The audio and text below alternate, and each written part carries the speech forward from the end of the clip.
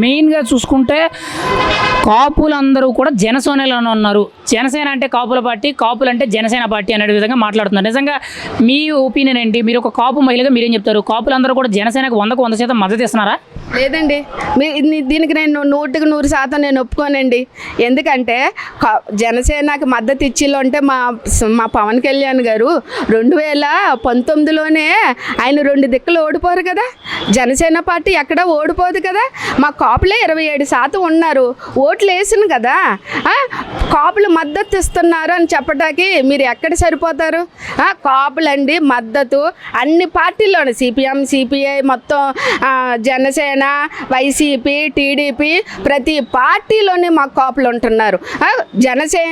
జనసేన ఒక్క పార్టీని మీరు కులం పార్టీ కింద మార్చమాకండి. మిగతా పార్టీలు మీరు మారుస్తున్నారా?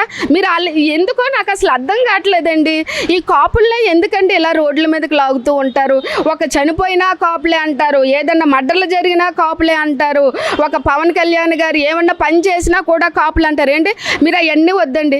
పవన్ కళ్యాణ్ గారు వచ్చి జనసేనకు వచ్చి ఏమన్నా చెడు చేశారా?